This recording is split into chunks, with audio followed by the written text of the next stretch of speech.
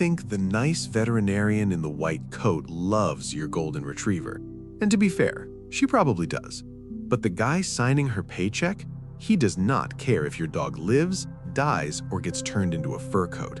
He is sitting in a glass tower in Manhattan looking at a spreadsheet, and he has a problem. The problem isn't your dog's hip dysplasia. The problem is that your vet bills aren't high enough yet.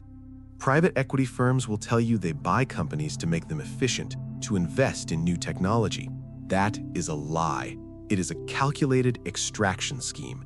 They buy a company using debt, force the company to pay off that loan, sell every asset that isn't bolted to the floor, and cash out.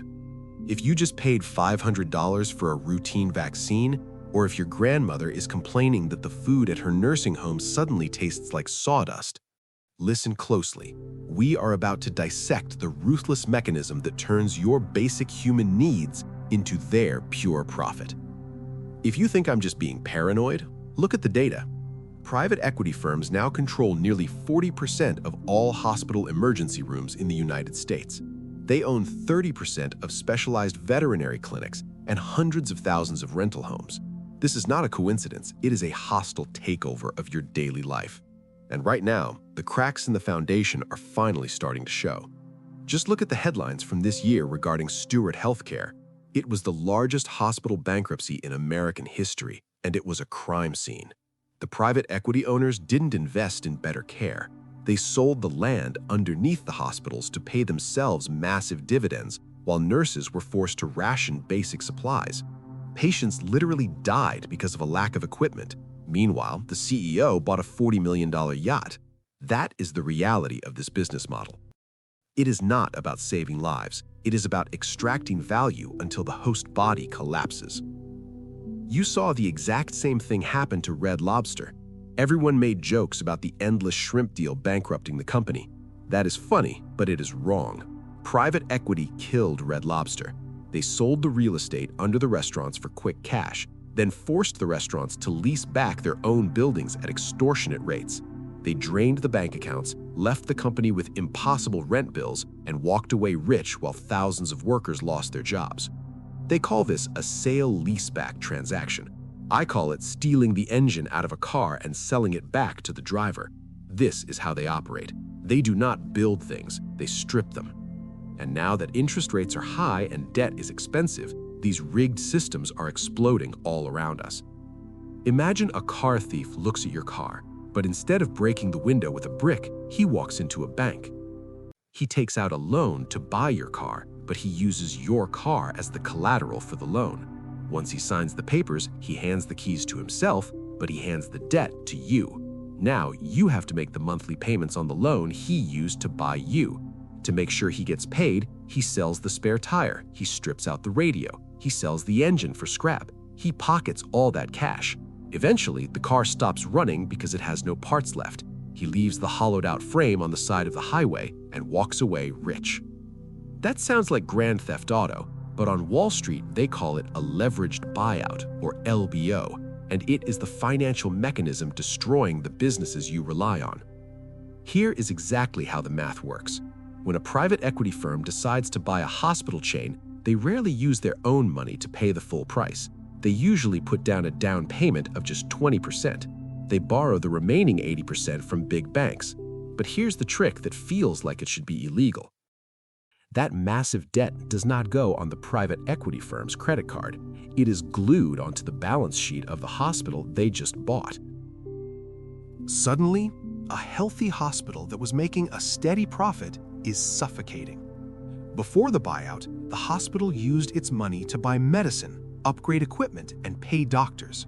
Now, it has to use that money to pay the interest on the massive loan the investors used to buy it. The hospital is effectively paying for its own hostile takeover. It is bleeding cash just to service the debt, while the investors charge it millions in management fees. If the hospital survives, great. If it goes bankrupt under the weight of the debt, the investors have already extracted their fees and moved on to the next victim. So who is the real villain here? If you are picturing a guy in a $3,000 suit, slicked back hair, laughing on a yacht, you are only half right. That guy is just the mercenary. The ones supplying the ammunition, the ones writing the checks that allow these hostile takeovers to happen, are the people you least expect. It is the firefighter down the street. It is your child's third-grade teacher. It is the retired union worker. This is the twist that makes this entire system so nauseating. The biggest investors in private equity are pension funds.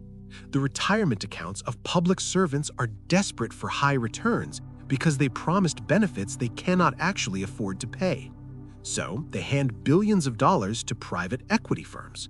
They say, "Get us a 10% return and don't tell us how you do it." So the private equity firm takes the teacher's money, uses it to buy a chain of nursing homes, fires half the nurses, switches to lower quality food, and raises the monthly fees. Fast forward 10 years, that same teacher retires. She moves into that same nursing home. She is now suffering from neglect in a facility that her own money helped destroy. It is a cannibalistic loop. We are literally funding the destruction of our own safety nets. We are eating our own future just to keep the pension fund solvent for one more quarter. And the way they do it is terrifyingly quiet. They use a tactic called the roll-up. In the old days, a monopoly was obvious. It was Standard Oil. It was huge. Now, monopolies are invisible. Private equity firms go into a town and buy up 50 independent veterinary clinics, or dental practices, or auto body shops. But here's the genius part. They do not change the sign out front. They leave the old name. They leave the picture of the original founder in the lobby. You think you were taking your cat to Dr. Smith's independent clinic. You think you are supporting a local business owner. You aren't. You are walking into a corporate outpost. You think you have a choice, so you leave Dr. Smith and go to Dr. Jones down the street. But guess what? They bought him too. They create a local monopoly where they can raise prices simultaneously across every location, and you have nowhere else to go. It looks like a free market on the surface, but underneath, it is a prison. The cost of this authorized looting isn't just measured in dollars. It is measured in human suffering. The data is sickeningly clear. When a private equity firm takes over a hospital, patient mortality rates increase, medical errors skyrocket, and the bills, they go through the roof. Why does this happen? Because when a finance guy talks about efficiency, he doesn't mean treating you faster. He means cutting costs. In a hospital, the biggest cost is people, so they fire the experienced nurses and replace them with fewer, cheaper staff. They switch to budget surgical supplies that break. They cut corners on cleaning services. They turn a place of healing into a factory floor where the product is your body and the goal is to process you as cheaply as possible. You are not a patient anymore. You are a cost center that needs to be minimized. So, how do you survive this? How do you know if the vampire has already been invited into your house? They try to hide it, but there are signs. If your apartment complex suddenly changes management companies overnight and the new guys are impossible to reach, that is a sign. If your favorite vet suddenly quits and the prices for a checkup double, that is a sign. If the staff at your parents' nursing home looks terrified, exhausted, and entirely new every month, run. That is the smell of private equity. Here is your protocol for the next 7 days. Stop guessing. Take out your phone. Google the name of your apartment building, your doctor's office, or your daycare center. Add the words owner, or parent company, or private equity. Dig past the About Us page that talks about family values. Find out who actually signs the checks. If you find a massive investment firm listed as the owner, you need a backup plan. Do not wait until you have a medical emergency to find out your hospital has no supplies. Start looking for the independent providers now. Find the dentist who owns his own chair. Find the landlord who actually fixes the sink himself. It might take more work to find them. They might not have a slick website, but they are the only ones left who view you as a human being and not just a line item on a distressed asset balance sheet. Private equity firms are like termites investing in a wooden house. They eat the structure of the economy from the inside out. On the surface, everything looks fine. The stock market is up, the paint is fresh, the corporate press releases look shiny.